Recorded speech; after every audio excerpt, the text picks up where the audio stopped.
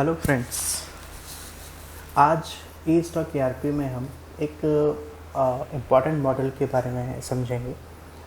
Point of cell के अंदर sales किस तरह से काउंटर पर हम बिलिंग करेंगे इस सॉफ्टवेयर के थ्रू, उसको हम अच्छे से समझेंगे। उसमें क्या क्या फीचर्स हैं वो सब मैं आपको डिटेल में बताऊंगा, तो वीडियो को एंड तक देखने के लिए बने रहिए। स्टार्ट करते हैं। सेल्स। जब हम सेल्स पे क्लिक करते हैं तो आप एक फॉर्म देख पा रहे होंगे। इस फॉर्म में कुछ एंट्रीज़ हैं जो हमें करनी चाहिए, लाइक कस्टमर का मोबाइल नंबर। जनरली आजकल आप जिस भी स्टोर पे जाते हैं आपको मोबाइल नंबर, नेम आपसे पूछा जाता है कि sir what's your name, what's your mobile number, like this. वो क्यों करते हैं? वो आप एक तरह से एक डेटा कलेक्ट कर रहे हैं अपने कस्टमर्स का, जिससे अगर फ्यूचर में कोई भी ऑफ़र्स वगैरह वो निकालते हैं अपने स्टोर पर, तो वो आपको वाया मैसेज, ईमेल, जो भी डिटेल्स आपसे लिए उसके बेस पर वो आपको फॉरवर्ड कर सकें, ताकि आप उनके पास वापस जा सकें। तो इसलिए ये डिटेल वो फिल करवाते हैं। तो यही ऑप्शन हमारे इस सॉफ्टवेयर में भी है। जब कोई भी कस्टमर बिलिंग करवाने काउंटर पर आएगा तो उससे हम यहाँ पे कुछ डिटेल्स लेंगे जो इस तरह से होंगी। जैसे सबसे पहले हम कस्टमर का मोबाइल नंबर मांगते हैं, तो जैसे मैंने एक मोबाइल नंबर यहाँ पर एंटर किया, कस्टमर का मोबाइल नंबर मैंने लिया। पार्टी अभी फ़िलहाल हम कैश में रखते हैं। हम इसको नेक्स्ट वीडियो में देखेंगे किस तरह से हम यहाँ पे पार्टी क्रिएट कर सकते हैं। बेसिकली पार्टी क्रिएट होती है जहाँ पर हम उधार माल बेचते हैं या ख़रीदते हैं, उस केस में। तो यहाँ पर हमने कस्टमर का नेम, फॉर एग्ज़ाम्पल मैंने लिख दिया अजय दीक्षित। मैंने एड्रेस दे दिया दिल्ली,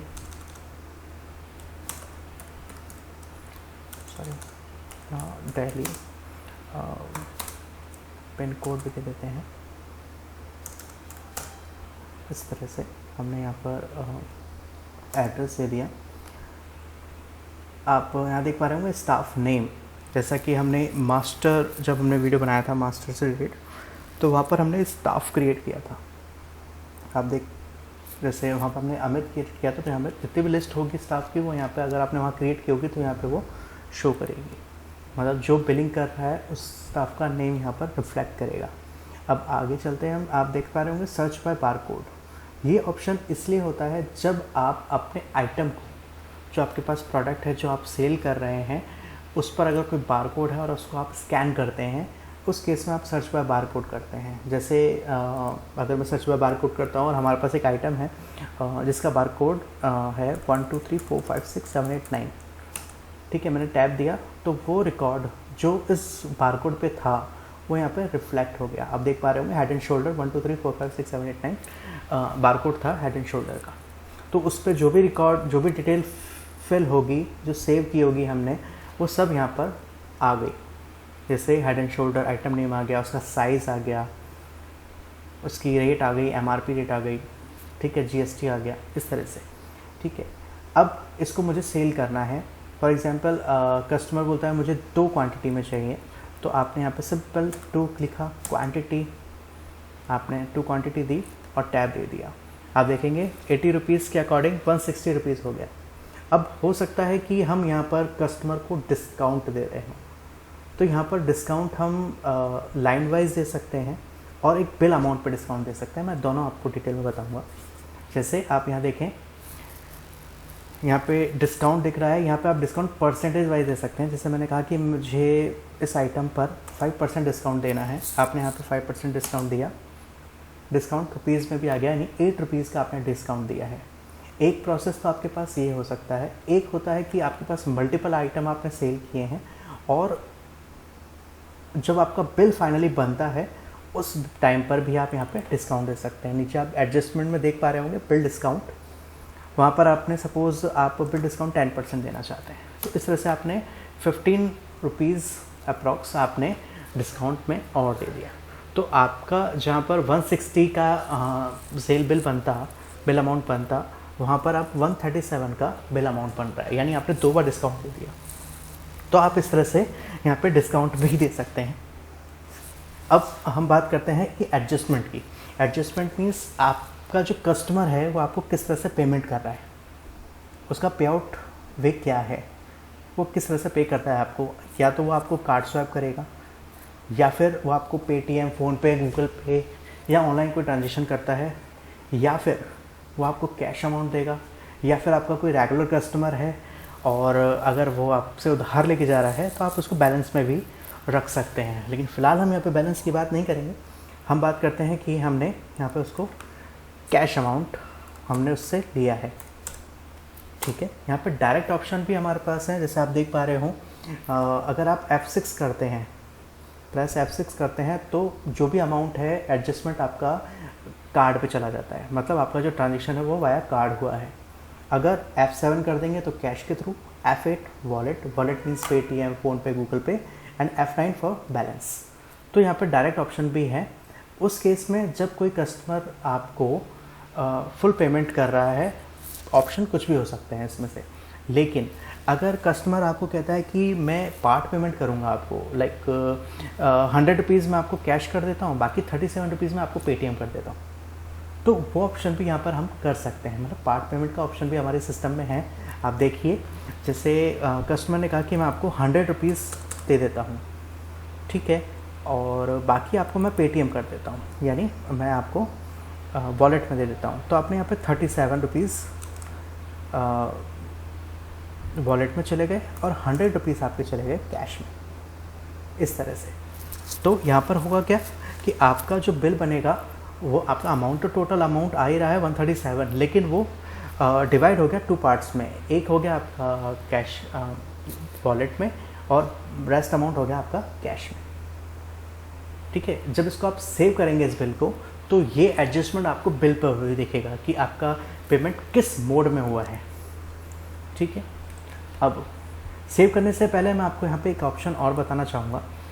जब आप के पास कोई कस्टमर आता है और वो बिल बनवाता है और सडनली उसको याद आता है कि नहीं यार मुझे क्या कुछ आइटम और परचेज़ करना है, तो उस केस में या तो आप बिल बना के उसको दीजिए, उसको नया बिल बनाएंगे जब वो कोई दूसरा आइटम ऐड कर देगा, या फिर आप इस बिल को होल्ड पे डाल सकते हैं। ये एक अच्छा ऑप्शन है। उस केस में जो भी क्यू में होंगे कस्टमर, उनको वेट नहीं करना पड़ेगा। तो उसके लिए आप क्या कर सकते हैं, सेव करने से पहले अगर कस्टमर बोलता है कि मुझे कुछ और भी आइटम ऐड करने हैं, तो आप उस कस्टमर का बिल होल्ड पे डाल सकते हैं। उस केस में क्या होगा, आपको आप देख पा रहे होंगे यहाँ पे होल्ड का एक ऑप्शन आ रहा है। आपने होल्ड पे टिक किया, टिक करने के बाद जैसे आप इसको सेव करेंगे, ठीक है, प्रीव्यू नहीं करना है, कुछ नहीं, सिर्फ हमें कैंसिल कर देना है। उससे क्या होगा, आपका ये जो बिल है ये होल्ड में सेव हो गया। अभी ये जो बिल बना है ये सेल बिल नहीं कहलाएगा, ये होल्ड पे है अभी हमारा। हमने नई बिलिंग स्टार्ट कर दी, हमने सारी नई बिलिंग कर दी, कस्टमर कुछ और आइटम्स लेके आ गया, ठीक है, अब उसको बिलिंग करानी है। तो आपको क्या करना होगा, आपके पास यहाँ पर लिस्ट दिखेगी, जैसे अजय दीक्षित के नाम से थी, आप इसको सेलेक्ट कीजिए, टैब दीजिए, आप देख पा रहे होंगे वही रिकॉर्ड जो उस कस्टमर ने सेलेक्ट किए थे two quantity head and shoulder की, वो यहाँ पर रिफ्लेक्ट हो गई है। ठीक है, अब वो कोई भी आइटम परचेज़ करता है, उसके नए रिकॉर्ड्स आप लीजिए, आप नए आइटम स्कैन कीजिए, और जब पूरा काम हो जाए तो उसको फिर आप बिल कर दीजिए। तो आपको बस सिंपल करना है, आपने सेव पे क्लिक किया, सेव पे क्लिक करते ही आपके पास प्रिंट का ऑप्शन आता है, आपने यहाँ से प्रिंट पे क्लिक किया, आपके बिलिंग प्रिंटर से बिल प्रिंट हो जाएगा। मैं उसका एक आपको प्रीव्यू दिखा रहा हूँ कि फॉर्मेट क्या हो सकता है। ये फॉर्मेट कस्टमाइज़ होता है, ये अकॉर्डिंग टू यूज़र हम चेंज भी कर सकते हैं।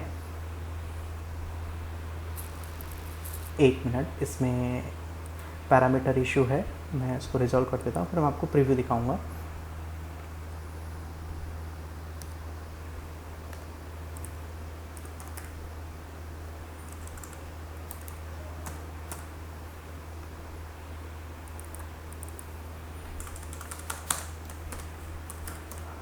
अभी आपने देखा मैंने एक फीचर्स में ट्रू किया है। इसका यहाँ पे मीनिंग ये है कि जब आप बिल फर्स्ट टाइम प्रिंट करेंगे तो उस पर ओरिजिनल कॉपी लिखा आएगा, लेकिन जब आप नेक्स्ट टाइम बिल प्रिंट करेंगे तो डुप्लीकेट, सेम ही बिल अगर नेक्स्ट टाइम आप प्रिंट करते हैं तो उस पर डुप्लीकेट लिखा आएगा। ये उसी का एक फीचर मैंने ऑन किया था अभी मैं आपको प्रीवियस बिल पर जाकर प्रीव्यू दिखा रहा हूँ।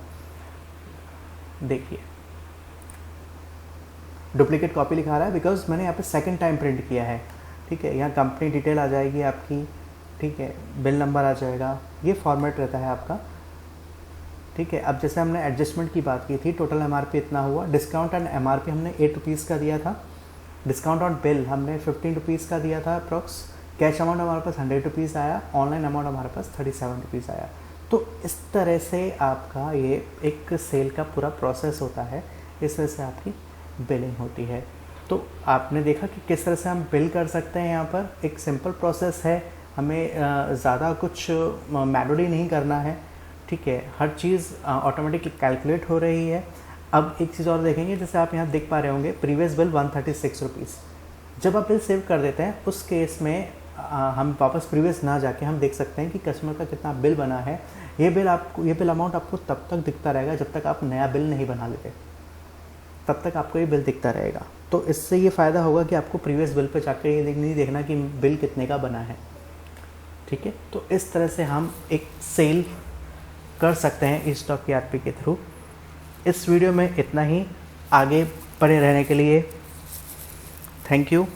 और हमारा जो नेक्स्ट वीडियो होगा वो सेल में जो रिपोर्ट्स निकलती हैं, किस किस तरह की रिपोर्ट्स होंगी वो हम जानेंगे। Thank you.